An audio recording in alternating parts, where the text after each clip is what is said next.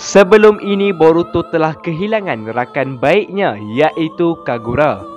Tetapi pada Boruto episod 248 sekali lagi seseorang yang sedang berjuang sama Boruto telah mengikuti jejak Kagura iaitu Hebichigo. Sepertinya ada tujuan sendiri dari art Kirigakure ini. Art ini secara tidak langsung telah memberi sedikit erti atau makna kepada Boruto tentang perjuangan seseorang shinobi atau peperangan. Sebelumnya Boruto langsung tidak pernah terlibat dengan peperangan, bahkan sekalipun Boruto tidak tahu apa itu erti periknya peperangan. Sekarang Boruto sudah merasakan sendiri bagaimana rasanya jika sesuatu peperangan itu terjadi. Sejujurnya saya tidak menyangkakan art Kirigakure ini akan mempunyai alur cerita seperti ini. Namun ternyata art ini telah menampilkan alur cerita yang cukup menarik dan menjadikan para penontonnya ingin tahu apakah yang akan terjadi pada episod seterusnya. 本当に多くの人々の心を変えてしまった。あいつは頑張りましたから。3代目、4代目、目の前に英雄がいます。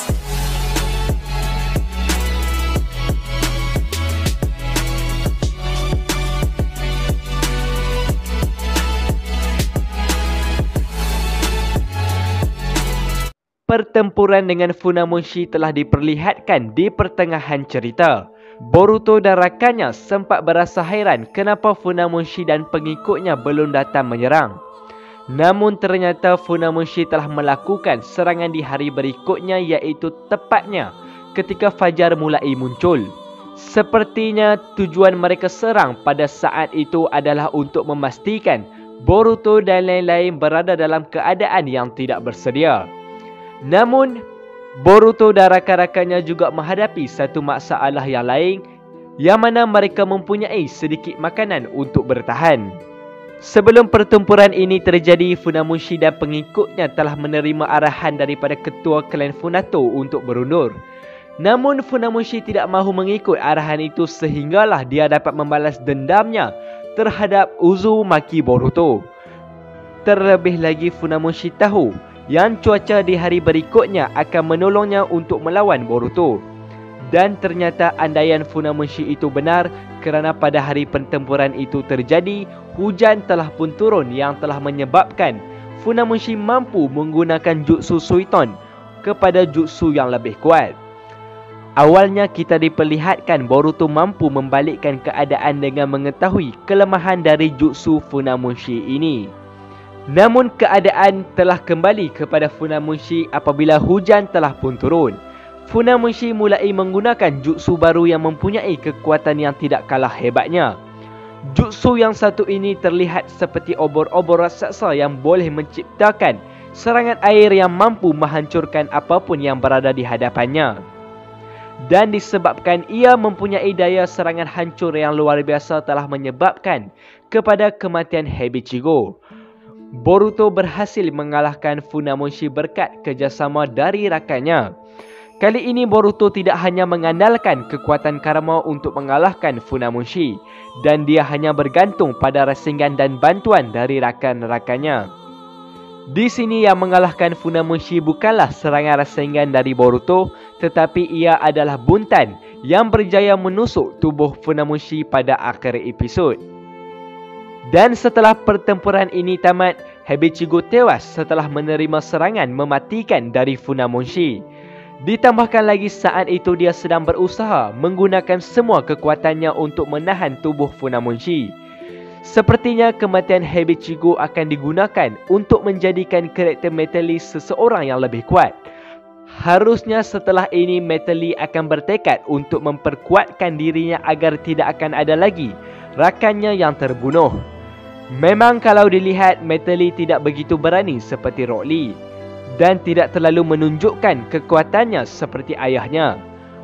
Boleh jadi setelah kematian Hebichigo, iaitu orang yang dia sukai, akan menyebabkan Metali berubah dan menjadi seorang shinobi yang lebih kuat lagi. Kematian seseorang shinobi tidak asing lagi dan selalu terjadi di anime Naruto. Dan salah satu sebab utama kematian itu terjadi adalah untuk plot cerita yang lebih luar biasa. Harapnya Metal Lee akan menjadi karakter yang lebih matang dan mempunyai tekad yang tidak kalah hebatnya seperti Rock Lee dulunya, kerana tentunya ramai para fans Boruto mahu melihat apakah kemampuan yang dapat dipertunjukkan oleh Metal Lee selepas ini. Sebelum kematian ini terjadi, telah berlakunya satu perbualan antara Metal Lee dan Heibichigo. Heibichigo telah berkata, "Aku sudah sering bertempur. Banyak ninja lain yang lebih hebat dariku telah tewas dari pertempuran seperti ini. Kamu tahu kenapa aku selamat?" Metal Lee menjawab, "Aku tidak tahu." Lalu Heibichigo berkata lagi, "Mengorbankan diri untuk membantu seseorang. Itu kerana aku tidak mempunyai fikiran bodoh seperti itu." Dan dari sini sudah menjadi petunjuk yang Heibichigo akan mati terbunuh di episod kali ini. Ternyata saat itu Heibichigo sudah memiliki fikiran untuk mengorbankan dirinya demi keselamatan orang lain. Heibichigo mengakui bahawa dirinya telah berubah semenjak Metal Lee memberitahu bakatnya selain bertarung. Dan dia berterima kasih kepada Metal Lee kerana sudah memberitahunya tentang hal itu. Dan harapnya kematian Heibichigo ini akan memberikan impak yang begitu besar kepada Metal Lee untuk menjadi karakter yang lebih penting pada episod seterusnya.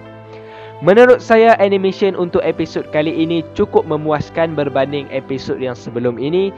Walaupun pada awal episod terlihat agak kurang menarik, namun setelah beberapa adegan pertempuran dipertunjukkan, nampaknya kualiti animation makin ditingkatkan.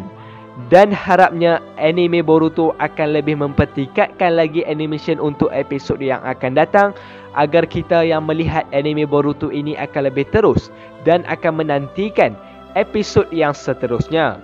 Harap pertempuran ini akan mensajikan adegan yang lebih luar biasa lagi setelah ini, kerana saya yakin pertempuran akan lebih dahsyat apabila Boruto dan lain-lain berhadapan dengan ketua dari klan Funato ini.